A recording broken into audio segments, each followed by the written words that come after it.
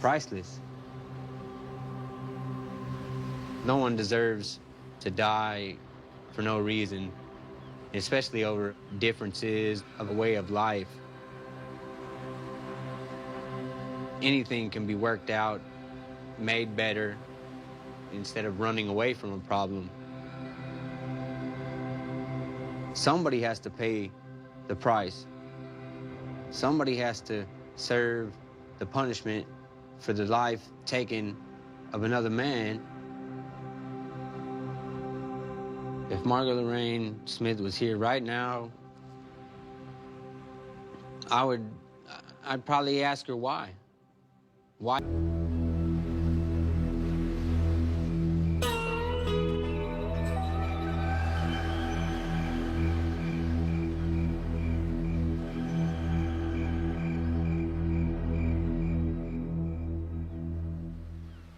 Talk to anybody that knows them, they would say the same thing. They were old hippies, they were different, a little bit off the grid, but they were happy. George was always adding on to it without permits. Most of our encounters were related to me being mayor and people complaining about what he was up to. And made the decision. He just tired of fighting City Hall. In '94, after our restaurant was closed down, we moved to the country. It was definitely a change for all of us. In '95, my little sister Saffron was born. And in '96, my little brother Sequoia was born. My dad worked a lot of...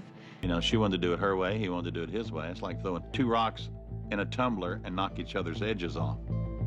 There was friction, and where there's friction, there's fire sometimes. So I didn't see a lot of stuff that happened.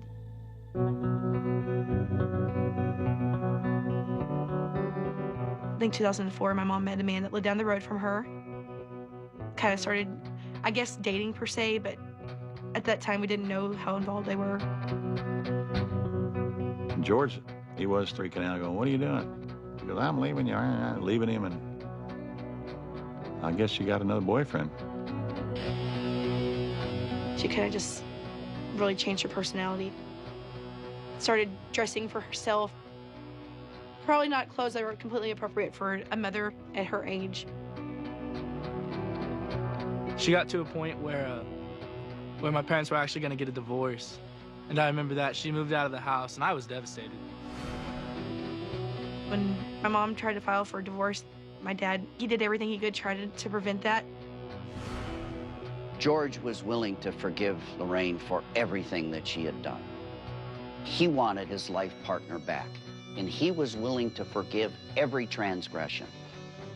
In 2005, he wrote a will that stated that when he died, my mom got everything. I mean, sometimes love is blind, and other people have to see for you. He said, "Bingo, I don't know what to do with her. I love her so much." You know, and I said, "George, I think she's a little crazy myself. You need to get rid of her before she kills you."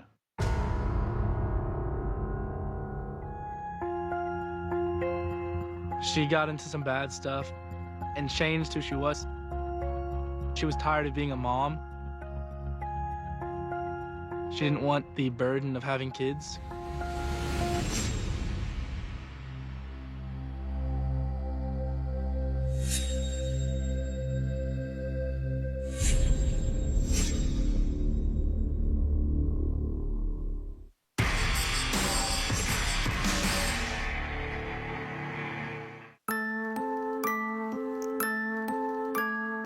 Lorraine had definitely changed.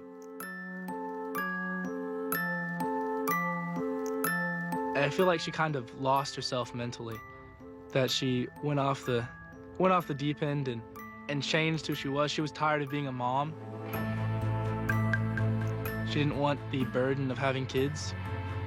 I certainly think that the crowd she started to hang around with was part of that process.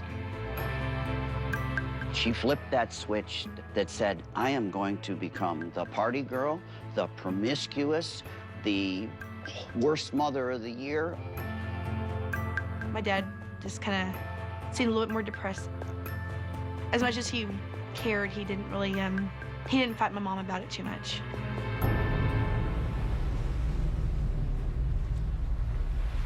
My dad started trying to fix up the beach house.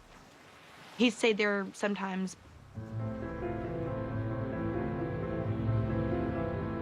My mother was getting neglectful, letting my little sister Saffron and my little brother Sequoia stay with me more often or taking them to my dad's.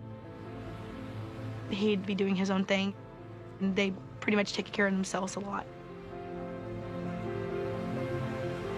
My mom told people that we were being homeschooled, but she didn't homeschool us at all.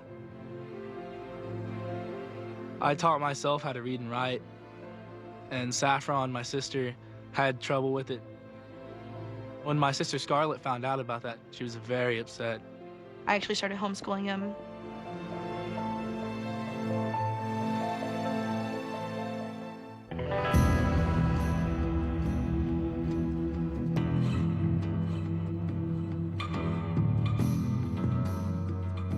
My mom got into some bad stuff.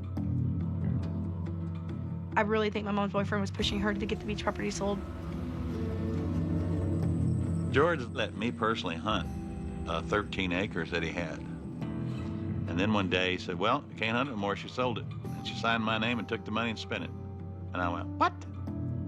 Oh, yeah. He said, I'm mad. They had a big fight. He went next door and had his friends made up a will. And he changed his will, left everything to the kids, got her out of it, had them sign it and said, here, something happens to me, give it to them. It may or may not have been the trigger. I think in her deluded mind that she would figure out a way to get that property back. That she's the mom, and those kids, even though she didn't give one damn about those kids, somehow she'd get back onto that will. On the night of August 6, 2007, Lorraine made contact with George. Lorraine indicated that she wanted to talk with George, possibly get back with a relationship.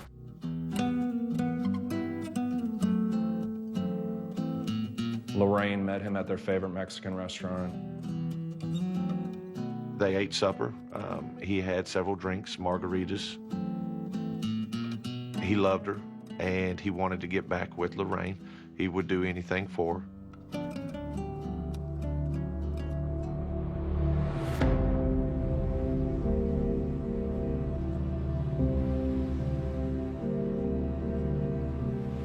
On August 7, 2007, I received a phone call from Brazoria County Dispatch notifying me of a death investigation. I was dispatched to Follett's Beach in Surfside. I observed a deceased male. It was hard to recognize him due to severe trauma to his face. We checked the pockets and found the wallet. We were able to identify the deceased as George Smith.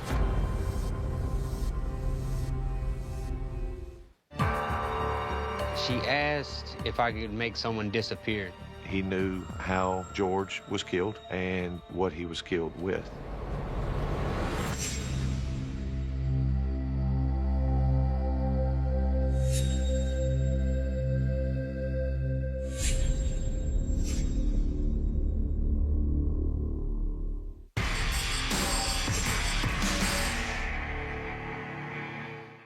Vehicle or not.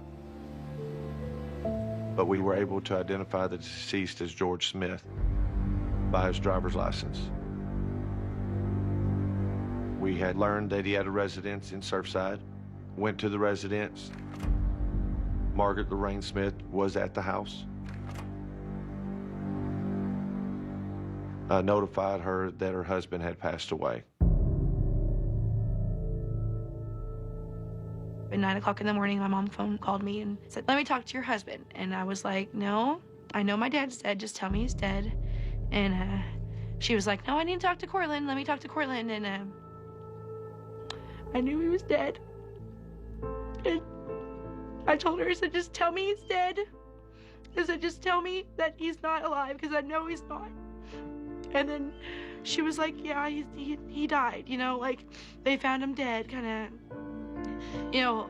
The whole time I'm talking to her on the phone, you know, she sounds like she's crying, and I later find out from the investigator that not one tear was shed out of her eyes when she was telling me that my father had died. No tears. She just went off into how everything happened. It was almost as she was wanting to tell me her side. She said George had drank a lot of margaritas. He was too intoxicated to drive home. She would drive him home to Surfside.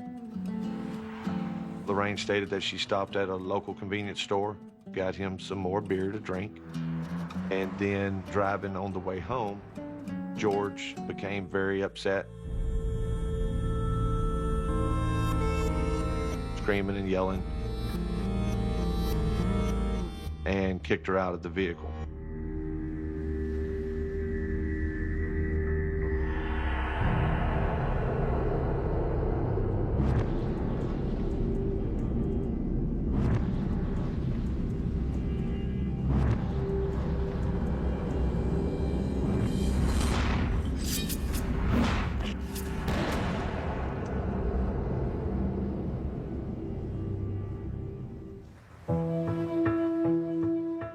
A couple of days later, Lorraine called me back at the office and stated that she wanted to revise her statement, that everything she told me wasn't true. When she voluntarily came to the police department and said, oh, excuse me, by the way, I know I'm a person of interest, but I got to tell you a different version of the story because you're not buying the first one. Really dumb. Really dumb. She was walking me through pretty much her statement. Then she became quiet. She made a statement, I didn't mean to do it. You know, it was an accident. And asking her what it was, she never explained.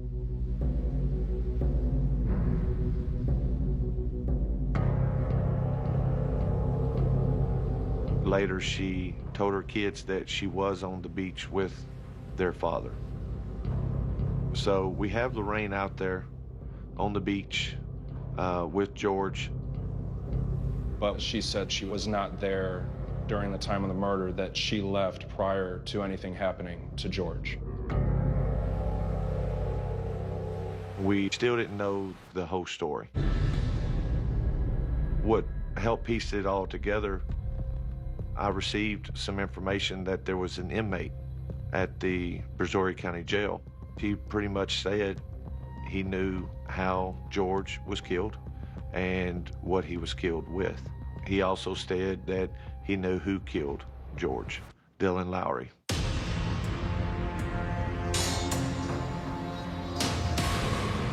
Lorraine met Dylan through a group of young adults that lived in the apartment behind where Lorraine's boyfriend lived at the time.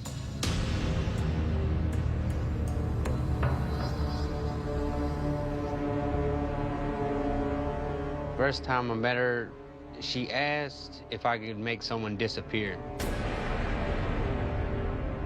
I asked her, what do you mean disappear? I mean, you want someone dead, or you want someone to take somebody and take them on a trip? What do you want? She said, well, I just want them to disappear. She knew what she was doing. She planned it out for God knows how long. Didn't anybody think she was going to run?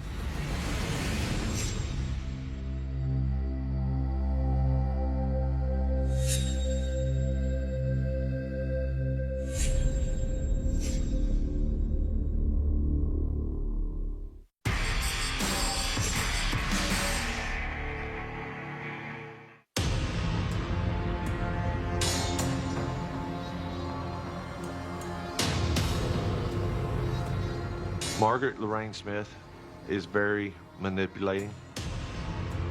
What we know is Lorraine contacted Dylan Lowry.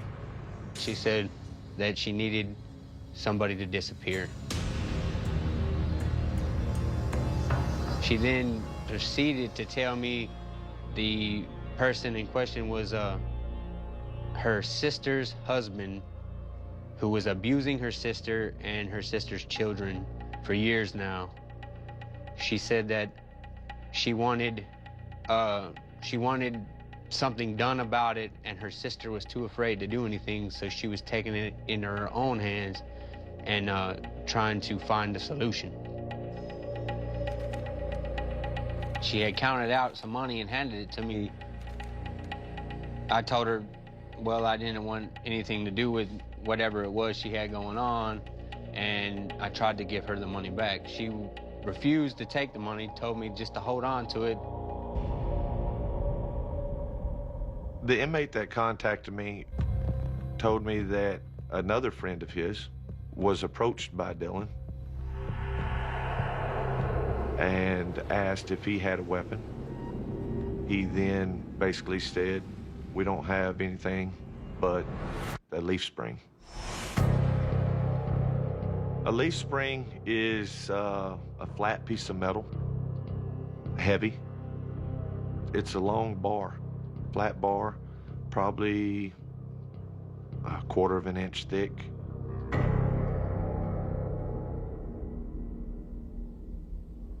They set up their plan. Lorraine spent a lot of money getting George drunk on margaritas.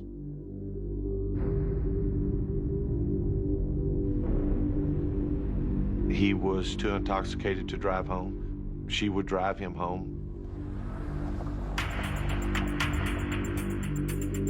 Lorraine stated that she stopped at the local convenience store. We went there and pulled the video. You could see her talking on the phone, looking out the windows. Pulling the cell phone records, we found out that the phone number that she had received a call from belonged to a female. I identified the female, took a statement from her, and later she stated that Dylan Lowry used her cell phone.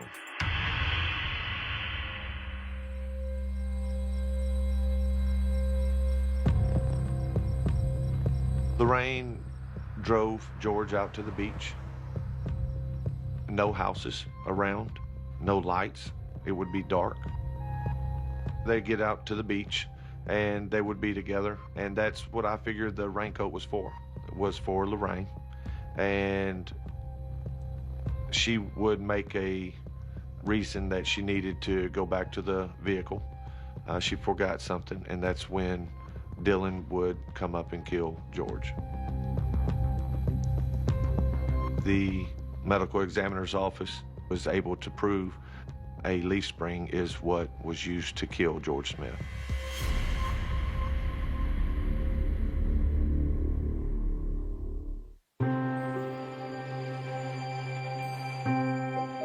Yeah, I mean, she knew what she was doing. She planned it out for God knows how long, because the property she started selling off, we find out that she used that money to pay the man to kill my dad. Dylan and Lorraine were both charged with the murder of George Smith. I drove to the apartment complex, arrested Dylan, and put him in the Brazoria County Jail. Me and a partner drove to Boyd, where Margaret was staying with her daughter, and arrested her for capital murder. Her bail was set at $500,000, and they lowered it immediately. The judge actually said that since she wasn't the one that actually was the murderer, that her bail shouldn't have been set so high. The bail bonds company needed collateral, and so she actually signed the deed to the Surfside property away.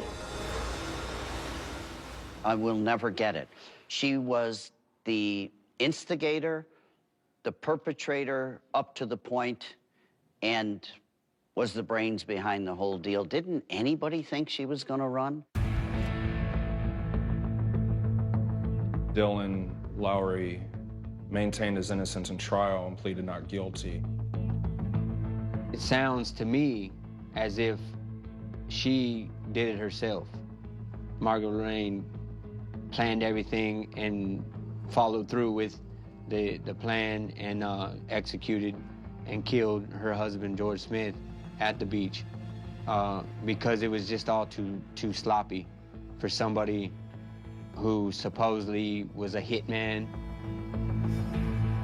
Dylan Lowry was convicted and is serving life with no parole. A year and a half, almost 2 years later, Lorraine is called to go to court where she does not show up. Weeks before her trial was set to start in 2009, Lorraine cut her ankle monitor off, told her probation officer that she would be at a doctor's appointment. Lorraine got a ride from Angleton to Houston. We collected video where it does show that Lorraine was dropped off at the hospital, and then she's just walking straight out of the hospital, and she has some large baggage with her. And it was several days later that she was seen for the last time picking up money at a Western Union in San Antonio, and she's been on the run ever since. The land she used so she could get out of jail, a bond. She ended up losing it when she ran. Unfortunately, there's nothing left from the property. The bail bonds company sold it for a very small amount of what it was worth. We couldn't fight for it. We couldn't afford to fight for it. After all of her horrible planning, after arranging George's brutal murder, she lost it because she skipped her bond. It went to nobody in that family. The main purpose of killing George so she would get a windfall of money, she blew it all.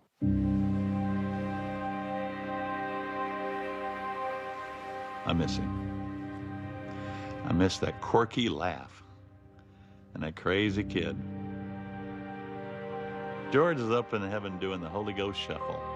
He's dancing and looking at the sea of glass, thinking, man, I can surf this. I can surf this. God, give me a board.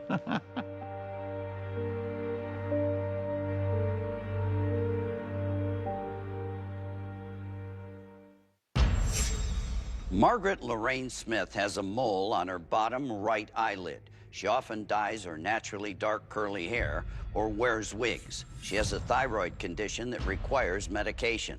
She may be moving back and forth between Mexico and the U.S. If you've seen Margaret Lorraine Smith or have any information regarding her whereabouts, call us at 1-866-THE-HUNT or go to our website, cnn.com/thehunt. You can remain anonymous. We'll pass your tip to the proper authorities, and if requested, will not reveal your name. I have nightmares. He's laying next to me, standing over me a lot, forcing me to go somewhere.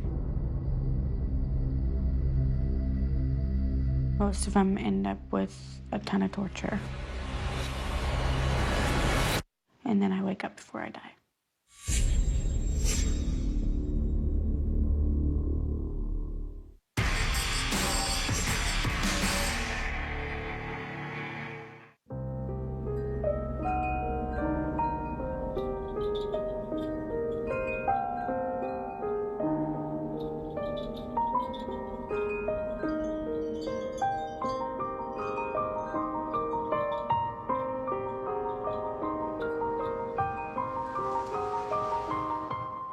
I've said it for years. Pedophilia is a compulsion. So many pedophiles aren't violent. They're the groomers. Paul Winkleblack, on the other hand, if the opportunity presents itself, he's going to strike. He's the predator.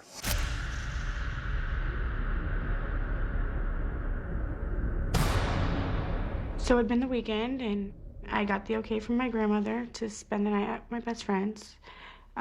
Her mom had a new boyfriend, and so we went to go visit him at a house that he was working on.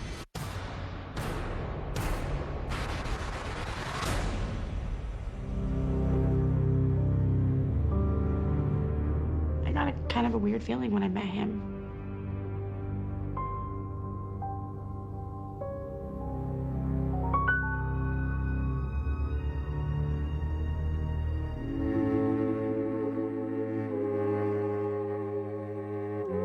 We went back to the house. We did, normal girl stuff, what 11-year-olds did. Played makeup, dress up, and then went to bed.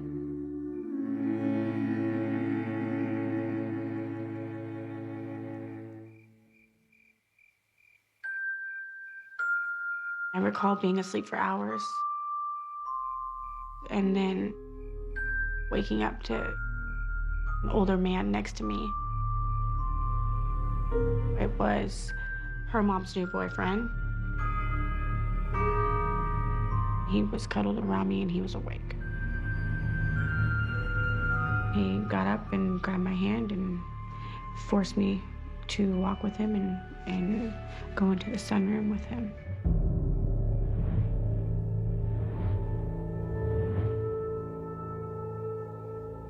I remember it just being a small room.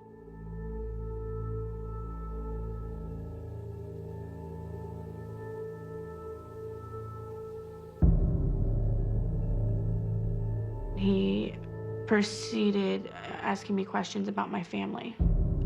Your address, your name, your phone number, your mom's name. Then he said that he knew my mother, that she would be the first to be killed if I said anything.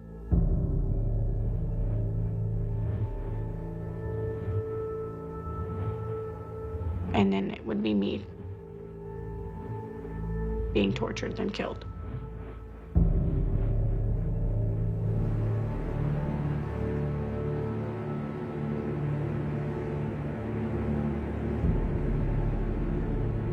He put lotion all over his hands.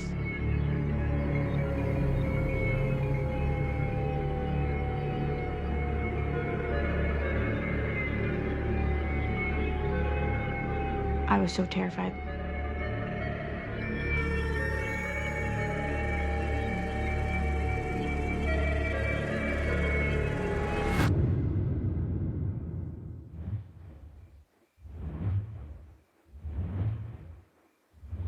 It just seemed like it was forever.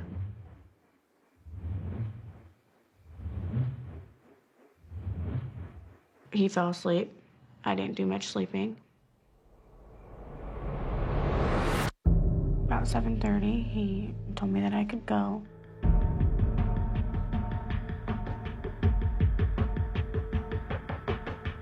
When I got home, I ran straight to the bathroom. My grandma initially knew something was wrong right away. This is what's so darn brave about Megan is she went right away and told her grandmother, and her grandmother did the right thing. She immediately took me to the ER. They did a rape kit. I told the story and, when it had happened.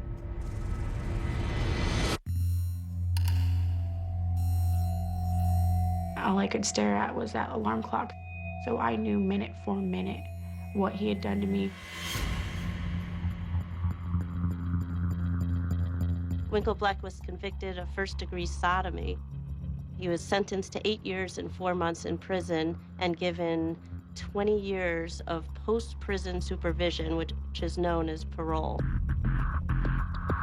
When he got out, he was ordered not to have any contact with minors because of that 98 offense. But his nature is such that that opportunity presented itself, and he took advantage of it, and he harmed someone again. When he got out from prison, Paul Winkle Black ended up dating several other women at the time. One of these was a woman who was a single mom. She was in her mid-40s, and she had a teenage daughter. On February 26, 2010, a mother and daughter came into our police office in Wilsonville and wanted to report that an individual had touched her. The mother was awakened by her daughter's screams. Paul Winkleblack leaves the residence. A guy like Paul Winkleblack, he doesn't think, what are the consequences? How am I going to get away with this? A guy like him is willing to roll all the dice. He's looking at going back to prison for this. That puts a person like Winkleblack on the run. The incident that I end up investigating, Ashley and Jessica go to the Snoop Dogg concert downtown in Portland. Happening, seeing everything that's going on, and they make their way back to their car. This man walks up to them, introduces himself as Paul, and says that he is working with the Portland police, that he is a spotter for the Portland police on a DUI mission. He says that their whole mission is to make it so that people don't drive drunk. He says, how about I'll drive you home? There's plenty of us out tonight. I'll get one of my buddies to pick me up at your house. You said you didn't live far?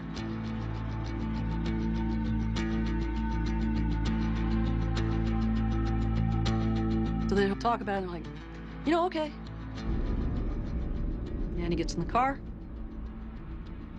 and they leave. And the girls think this is wonderful. They're just so excited that they have a police officer in their car. And as they're driving along, Paul Winkleblack looks at Jessica in the back. Can I borrow your phone? I want to call my friend so that I can get a ride when I get to your place. Jessica says, sure. He sort of acts for a second like he's trying to do something, then he puts it under his leg. He says, it's not working. Then he says to Ashley, hey, can I borrow yours? Same thing, I want to call my friend. But Ashley's noticing they're getting close to where they need to turn.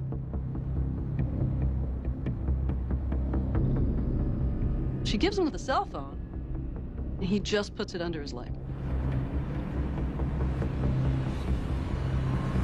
He goes through the light and heads out onto the highway.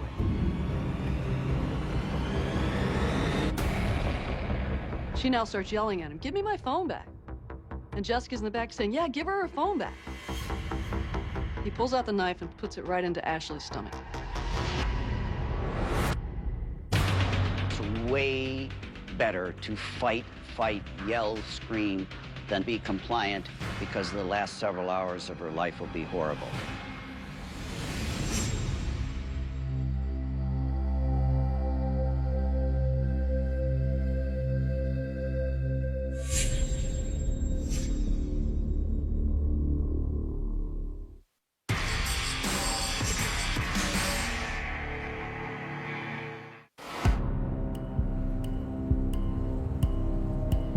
Paul Winkleblack pulls out the knife on Ashley, but moved it up to her chest, even up to her neck at one point, and back down. Whenever he would get heightened, they would pass a semi, or she wasn't doing exactly what he said, he would press in a little bit more, just pressing the point about what he was willing to do to her.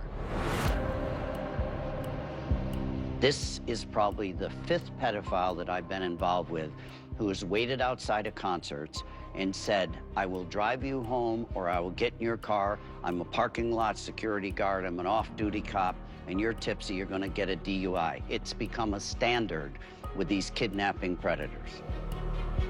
They're now on the highway. They're on I-5. They're headed south. Ashley starts trying to bargain with him. We'll give you money. I have $50. She's pulling $50 out of her boot. They start telling him about their family and that they need to be at work the next day. He's like, don't worry about it. You're not going to be at work.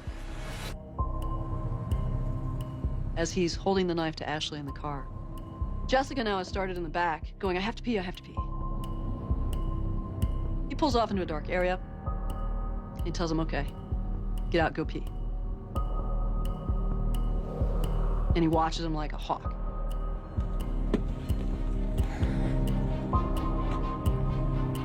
Jessica starts yelling at him, look away, I can't do this when you're looking at me, look away. She rushes him and dives into the car. No keys. She runs. Ends up seeing a house and pounds on it so hard that the couple inside felt like it was an earthquake. 911?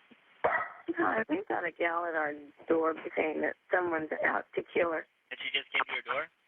Yeah.